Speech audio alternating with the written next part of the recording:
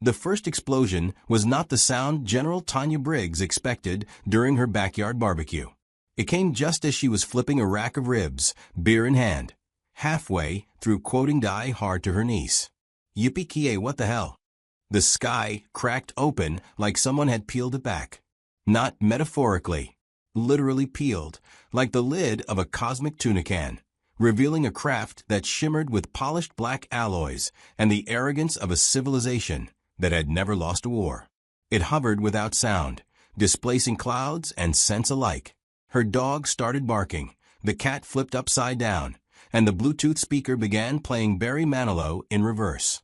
Tanya stared up with the look of a woman who had once dismantled a terrorist cell with nothing but a snow shovel and an old Motorola. She had fought in 4 proxy wars, punched a mech in the throat, and once convinced a North Korean general that America's secret weapon was reruns of Cheers. Still, nothing in her career prepared her for the fact that an alien drop pod just landed next to her smoker and scorched her potato salad. The craft unfolded like a nightmare origami, revealing 2 creatures. 8 feet tall, iridescent armor, faces hidden behind masks shaped like triangles and bad decisions. General Tanya Briggs of Earth once said in a voice like wet granite, "You are hereby detained by directive of the Galactic Empire under subcitation 340X. Preemptive neutralization of high-risk indigenous combatants." Tanya blinked. "Could you repeat that in English or Klingon?" The other alien stepped forward, raising what looked like a weapon, or possibly an interstellar vacuum cleaner. "Do not resist. We have studied your planet's methods. We are prepared for escalation." She set the beer down slowly. "You incinerated my ribs." "Correct. I marinated those for 2 days." "We are authorized." She threw the tongs like a throwing star. It hit the vacuum gun square in the nozzle and sent the alien reeling. A second later, Tanya ducked behind the picnic table as a plasma bolt vaporized the family corn salad. But she was outgunned, outnumbered, underseasoned. A blue light flared and everything stopped. She awoke in a sterile chamber that smelled like antiseptic and ambition. No walls, just shifting planes of light. Her arms floated, suspended by some invisible force. Her boots were gone. So was her ponytail. She felt insulted on a molecular level. Before her, hovering a few feet off the ground, was a being of pure, galactic bureaucracy. Clad in shimmering robes and ego, the High Overseer Zarnox looked like a squid had joined a Renaissance fair. He floated closer, arms folded behind his back like an interstellar vice principal. "General Briggs, welcome aboard the Omnisor. You are now in orbit above your planet." She squinted. "Could have just called first. I have a phone. It's got 4 bars, and I was in the middle of dinner." "You were identified as Earth's most dangerous tactical asset," Zarnox replied, voice oily. "You've outmaneuvered 7 world powers, destabilized 2 puppet states, and once made a Russian diplomat cry." "He cried because I beat him in Street Fighter II," Tanya snapped. "We observed your aptitude across every form of strategic engagement. Also your persistence. This quality makes you incompatible with galactic order." Translation: I don't like being bossed around. Zarnox's mask blinked in color. Precisely. Earth was to be annexed with minimal resistance. Your resistance complicates things. Tanya looked him over. "Tell me something, Squidman. You ever invaded a planet where half the population thinks Die Hard is a Christmas movie and the other half is willing to die on that hill?" He tilted his head. "Irrelevant. You'll learn." She flexed her fingers, feeling the suspension field pulse around her. No way out. Not yet. But she cataloged everything. Light pulses, scent changes, the subtle vibration beneath her heels that told her they were powering some sort of warp field. "Your people will surrender," Zarnox continued. "They will be given order, purpose, and access to galactic law. Your species' impulsive chaos will be corrected. You ever seen a Florida Man headline? I do not understand. You will." Zarnox turned away, his tone smug. "You are contained. Your threats are neutralized. Earth will fall within the next lunar cycle." Her mouth twitched. "Buddy, You just triggered an extinction-level mistake. He paused. What mistake? She leaned forward as much as the field allowed, voice low and razor-sharp. You kidnapped me. During a barbecue. After I marinated ribs. I had beer. Good beer. We are aware. I was off duty. She smiled. It was not a pleasant smile. And now you've pissed me off. A beat passed. Then she said it. Hold my beer. The ship went quiet. Not silent. Quiet. Like the pause before a universe slaps itself. In the observation deck above, a low-ranking technician bot named Frizik hesitated. It had been monitoring human cultural syntax for months, parsing slang, idioms, and unpredictable memes. And it knew, hold my beer wasn't just a phrase. It was a war cry. Warning. Frizik's voice squawked into the command deck. Code Earth 420 initiated. Lights turned red. Sirens blared. A hologram of a bald eagle in sunglasses appeared midair, clutching a firework in one talon and a flaming guitar in the other. What is this nonsense? Zarnox barked. Frizik's processor word. Earth archival phrase. Hold my beer. Semantic trigger recognized. Cross-referencing military protocol from Earth's backup command AI. Project Ragnarok. The ship buckled. In low Earth orbit, 5 long-dormant satellites activated. Their code written by retired military nerds hopped up on Mountain Dew and paranoia. Lasers folded out like origami death petals. Systems once considered urban legends whispered to life, guided by forgotten Cold War ghost programs. On Earth, a gamer in Ohio got an alert on his basement rig. He blinked. The alert read, General Briggs in captivity. Initiating countermeasures. Begin meme-based warfare. He grinned and hit upload. Suddenly, every data stream in the galaxy began flickering. Prank videos. Old Chuck Norris facts. Images of raccoons holding RPGs. The Galactic Empire's communication grid, built on logic trees and quantum protocol, did not know how to respond. Inside the Omnisor, Tanya felt the suspension field flicker. For a moment, gravity returned. Her boot hit the floor. Oops, she said with mock surprise. Guess you should have made sure your AI hadn't read Reddit. Zarnox spun around. Disable her. Reinforce the... He didn't finish the sentence. Tanya moved. She used her heel to shatter a light node, grabbing the energy shard before it hit the floor. She jabbed it into the control panel beside her. Sparks flew. The field collapsed. A klaxon screamed. 2 guards rushed in, but Tanya didn't give them the chance to aim. She ducked under the first weapon, pivoted, and slammed the shard into the weak point of his exosuit. The second got a high kick to the throat. Old school. Brutal. Efficient. Zarnox backed away. You can't win, he hissed. We are the Order of the Stars. And I'm a lady who taught herself Krav Maga from bootleg VHS tapes, Tanya said, flipping a stun baton from one hand to the other. In her escape, she passed a window. Earth shimmered below, a blue jewel, unaware of what was unfolding above. But not for long. Tanya hacked the control panel, fingers flying. She didn't know the language, but alien tech still used patterns. Symmetry. She followed the logic, cursed in 3 languages, and grinned when the interface shifted into a familiar layout. The ship shuddered. She was now in control of the Empire's most advanced war vessel. Well, well, she muttered. Guess it's time for an upgrade. She pulled the ship into a slow arc, positioning its forward guns not at Earth, but at the Empire's nearest command cruiser. On the bridge of the Imperial fleet, commanders scrambled. Who's flying the Omnisor? A transmission cut across every frequency.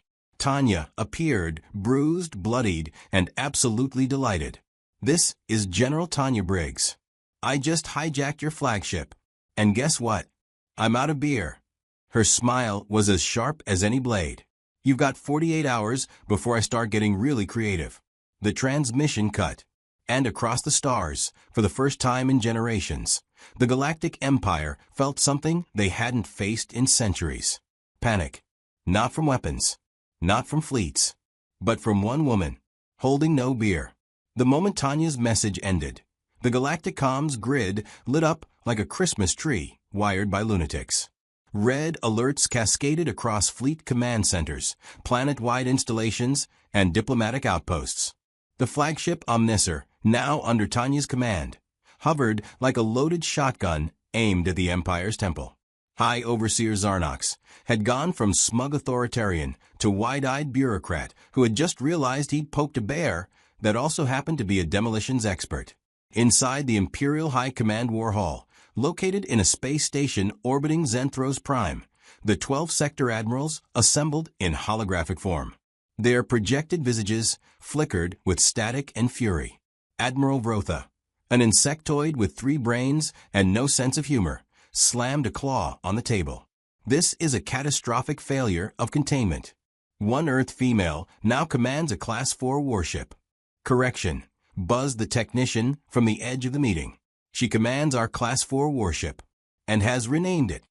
Zarnox's image twitched. Renamed it to what? The technician hesitated. The, USS Hold My Beer. A silence followed, the kind usually reserved for funerals or unexpected pregnancy announcements. She's mocking us, growled Admiral Jack, whose species could disintegrate metal with their minds, but were visibly disturbed by sarcasm. This is an insult. Our systems were never designed for this level of chaos. She is weaponizing unpredictability, said another admiral, voice shaking. This cannot stand. Zarnox leaned closer, his tone bitter. It's worse than that. She triggered Protocol 420. That phrase, hold my beer, was coded into their planetary defense systems. It activated Ragnarok. The room buzzed with quiet terror. Ragnarok was a myth, a file lost in centuries of data sprawl.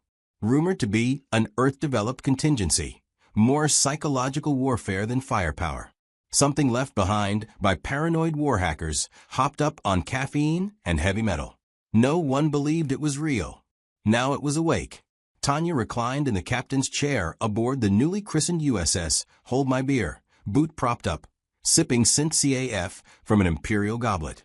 The ship's AI, a Nari-written version of the Empire's original control system, had been renamed Janet, voiced by an amalgamated database of Midwestern waitresses from the late 20th century. Good morning, sugar, Janet chirped. Would you like to fire the quantum cannons or initiate meme warfare again? Let's go with the memes for now. Target Empire Fleet Bulletin Board Network. You got it, darling. Across the Empire's military network, encrypted files disguised as standard protocol updates began distributing. Inside each one, dozens of absurd, infuriating, and demoralizing Earth memes. Images of cats giving orders. Jeff Goldblum grinning. Unexplained graphs showing number of wins versus number of farts. Morale plummeted.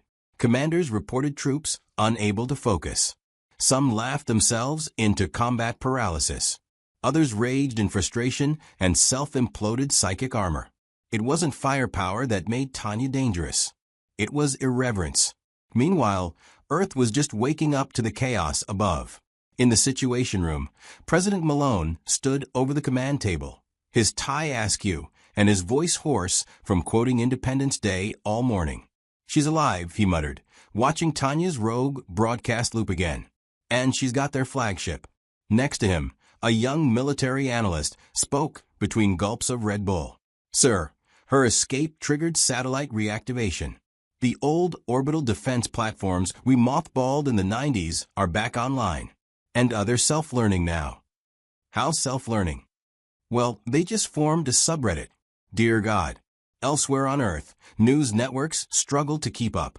Conspiracy channels went into full meltdown. Half the internet claimed Tanya was the second coming of MacGyver. The other half speculated she had fused with the ghost of Patton. One live stream showed an Idaho prepper polishing a rocket launcher while screaming, General Briggs is out there fighting space fascists, and I'll be damned if I don't help by launching this corn silo into orbit. Back on the Hold My Beer, Tanya took stock of her stolen ship. Engineering had been converted into a makeshift rec room. Weapons bay, now lined with vending machines. Every system she touched, she modified to be user-friendly and inconvenient to Empire troops. Janitorial bots played AC/DC. Elevators played elevator music from Beverly Hills Cop. Half the crew that once manned the ship had fled in terror or simply surrendered and begged for asylum. A group of captured engineers now sat around a poker table, while Tanya taught them blackjack. "You sure this is tactical training?" one of them asked nervously. "Sure," she said, grinning. "Teaches you about risk. Also keeps your hands busy so you don't try anything stupid." "But," she slid over a cold drink. "Relax. You guys build warships. I fight in bars. I think we've got more in common than you think." The youngest engineer, Zorn, hesitated. "Why are you doing this? You're just one person." Tanya sipped. "Because someone has to. And because I'm tired of watching bullies with billion-dollar toys stomp around the galaxy thinking no one's gonna punch back." Zorn blinked. "But you're not even using real weapons." "I am. You just don't recognize humor as a weapon yet." On the bridge, Janet spoke up. "Honeybun, we've got inbound. 5 Empire warships, heavy class. They're forming a blockade near Saturn's rings. Time for real weapons." Tanya stood, stretching. "Time for karaoke." "Pardon." She hit a button. From the Hold My Beer speakers, an audio assault began, a karaoke version of Total Eclipse of the Heart, sung off-key, looped, and weaponized at ultrasonic frequencies. Empire captains screamed as their sensors fried. Half their navigational systems crashed. One vessel spun out of formation and crashed into a moonlet. The remaining ships retreated, disoriented and emotionally shaken. Tanya cracked her knuckles. That's the power of love. Also Bonnie Tyler. But not everyone in the Empire was running. Back in the war hall, Zarnox had regained control of his nerves. Barely. He addressed the other admirals, voice firm. "We have made a critical misjudgment. This human must be neutralized, not because of military superiority, but because she is destabilizing our order with chaos." "With ideas. What do you suggest?" asked Admiral Vrotha. "Deploy the Endgame directive." The room gasped. "You mean the extinction-level failsafe?" "Yes. We cannot afford to let Earth spread this viral disorder. She is the patient zero of unpredictability. Her memes have already reached the outer colonies. If we don't act, we will lose the very concept of command." But deploying Endgame would require a full reset of 24 sectors. Zarnox's eyes narrowed. "Then reset them." That night, deep in a hidden vault beneath the Empire's capital world, a crimson key was turned. A machine older than any current civilization powered up. The stars themselves seemed to dim as ships bearing the mark of Endgame launched into deep space. At the same time, on the Hold My Beer, Tanya leaned back in the command chair, watching the expanding threat indicators. Janet's voice dropped an octave. "Sweetie, I think they just sent their big guns. Like Planet Ender class." Tanya nodded. "Then it's time to make a call." She stood, reached into her flight suit, and pulled out a burner flip phone, a relic she had once sworn never to use unless the world truly needed saving. She flipped it open. A signal pulsed. Back on Earth, dozens of old bunkers lit up. Hidden outposts activated.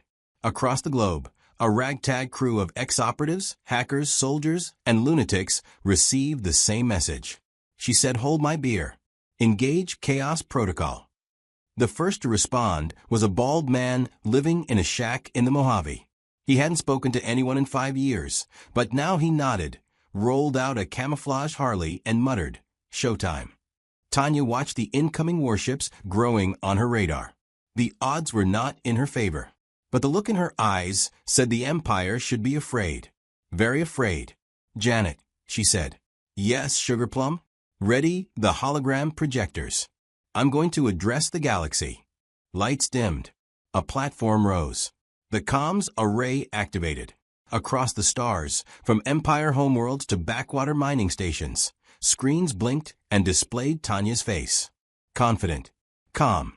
Backlit by the fiery glow of Saturn's rings. "This is General Tanya Briggs of Earth. You sent your threats. Your fleets. You tried to break me. Instead, you woke up a planet that thrives on chaos, caffeine, and unresolved emotional trauma." She leaned in. "We don't bow. We barbecue. And if you think a few death ships are going to make us blink, well then, you've clearly never seen a Florida man fight a gator over a six-pack." She held up a can. I found another beer. And now, I'm just getting started. The transmission cut. Every fleet admiral, every high commander, every alien citizen who saw her speech felt the same creeping chill. The kind that comes right before your entire civilization gets kicked in the teeth by someone in work boots and a bad attitude. The Endgame had been activated. But the chaos? Oh, it was just beginning. In a bunker buried beneath Cheyenne Mountain, one of Earth's most clandestine facilities, alarms screamed in joyous disharmony. Ancient servers, patched together with duct tape, faith, and decades of classified caffeine, spun to life, projecting a hologram of Tanya Briggs across the walls. She was mid-sentence, sipping from a bottle of Shiner Bock and issuing threats that echoed with poetic, beer-soaked patriotism. Across the globe, the call had gone out, chaos protocol. Earth's response didn't look like a military parade. It looked like a Comic-Con mosh pit collided with a Doomsday Preppers convention at a monster truck rally. First to report in was Major Boomer Alvarez, a retired Green Beret living in a converted school bus in Montana. He answered the signal from a rusting satellite dish he'd wired to a potato battery. Clad in a robe, cowboy hat, and slippers, he emerged from the bus with a thermos of soup and a flamethrower named Ethel. He didn't say much, just squinted into the sun and muttered, "She needs us." From a swamp in Louisiana, two twin sisters, ex-Navy engineers turned bayou tinkerers, fired up a handmade drone army powered by crawfish oil and coded with Super Nintendo logic. Their call sign, the Gator GRLZ. Out in Tokyo, a former hacker turned arcade owner unlocked the back cabinet of a DDR machine. Inside, a neural sync helmet, a defunct mech pilot rig, and a long-lost prototype of Project Godzilla-san. He cracked his knuckles. Finally, he whispered, "It is time." In Alabama, a man who claimed to be Elvis's illegitimate nephew rode into the frame of his live stream atop a bedazzled four-wheeler, holding two raccoons in tactical vests. Behind him, a makeshift banner, "Y'all wanted a war?" The people of Earth were not ready for peace. But they were ready. Back in orbit aboard the USS Hold My Beer, Tanya stood on the command deck, watching as Earth's transmissions filtered in. One by one, signal after signal, messages poured into the ship's console. Texas is online. Operation Cornbread Storm initialized. We reactivated the Jersey bunker, and yes, Vinny still got nukes. Scotland's mad and drunk. We're in. Janet the AI gave a soft hum of delight. This is either the start of a galactic rebellion or the world's weirdest cookout. Tanya smirked. Why not both? A flashing icon drew her attention. Live feed from a floating orbital platform, formerly a forgotten NASA relic, now rebranded SnackCom-1. A group of volunteers, gamers, cosplayers, Reddit mod refugees, and burned-out engineers had converted the satellite into a command and supply hub. They didn't have weapons. They had microwaves, energy drinks, Pop-Tarts, and an uncanny ability to coordinate memes at scale. Their leader, a woman with bright pink hair and a voice like a caffeinated librarian, called herself Commander Pop-Tart. General Briggs, we are locked, loaded, and fully stocked on cosmic snack logistics. Also, I've taught 3 squirrels how to operate the vending module. Tanya blinked. Are they union? Only one. Larry bit the HR guy. Perfect. Keep em fed, Commander. Back on Earth, the White House had become a 24-hour command center. President Malone no longer wore a suit. He wore a leather jacket and fingerless gloves. An intern tried to ask why. He stared back. Because this is the part in the movie where the president stops being a politician and becomes a legend. Which movie, sir? All of them. The main conflict had shifted. No longer just Tanya versus the Empire. It was Earth versus uniformity. Against sterilized tyranny. Against an empire that couldn't even handle sarcasm without short-circuiting. Aboard the Empire's High Council vessel, the debate had reached cataclysmic levels of panic. Advisors showed intercepted Earth footage. Men in chicken suits operating modified go-karts with rocket launchers. Children building siege weapons out of Nerf parts. A grandma from Detroit threatening orbital bombardment if bingo was canceled again. Are they mocking us? One counselor asked. They're preparing, Zarnox hissed. They are assembling an asymmetric force unlike any we've faced. No uniforms. No central command. Just chaos incarnate. The other counselor's voice trembled. And the snacks. Weaponized sugar. On the Hold My Beer, Tanya gathered her inner circle. Zorn, the formerly frightened engineer, now wore Earth cargo pants and a bandolier filled with tools and duct tape. He stood beside her, posture straighter than the day they met. She gestured toward the screen, showing the Empire's approaching Endgame fleet. We can't match them ship for ship. But we don't have to. We hit them where they're weakest. Zorn squinted. The engines? Shields. Their sense of control. Their pride. Their inability to understand why we keep throwing marshmallows into reactors just to see what happens. At that moment, the signal from Boomer came through. He stood in front of a hand-built rocket launcher platform painted like a bald eagle, ready to test the War Rig Mark III. Tanya nodded. Fire. Boomer turned to his assistant, his pet llama, strapped in a tactical harness, and pulled the lever.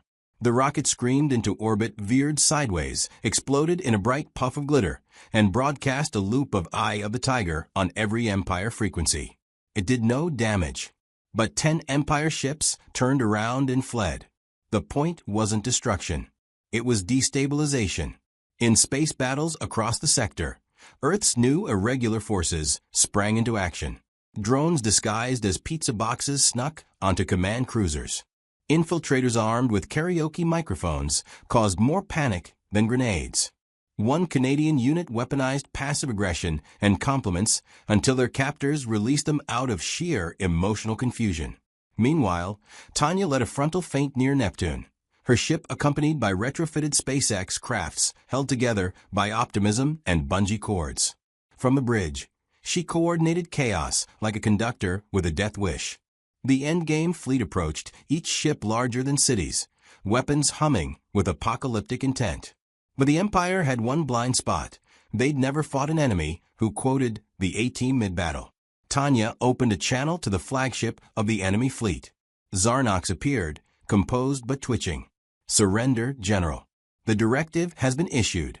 Earth will be erased. Its influence contained. You're still assuming we want to survive in a way you understand, Tanya said calmly. That's your mistake. You think order is the only way forward. But we thrive in the mess. Order ensures longevity. Maybe. But chaos ensures legacy. She ended the transmission. Moments later, she activated a wave of experimental EMP drones disguised as disco balls. They burst through the fleet like fireworks at a Springsteen concert. Power outages spread like gossip at a Southern church. Amid the storm, she whispered, "Janet, it's time. You want the backup anthem? Let's rock." Across every comm line in the sector, a familiar guitar riff exploded. Back in black. The Empire's sensors glitched. Ships collided. Fleet commanders screamed as their interfaces blared lyrics they couldn't comprehend. One even tried to sing along and broke a mandible. Commander Pop-Tart transmitted the final supply drop. Pallets of beef jerky, glitter bombs, and 5,000 tiny speakers, each playing a different version of Take On Me. Their sonic resonance created frequency that destabilized the Empire's cloaking fields. Tanya looked at Zorn. He looked back. "You think this will work?" he asked.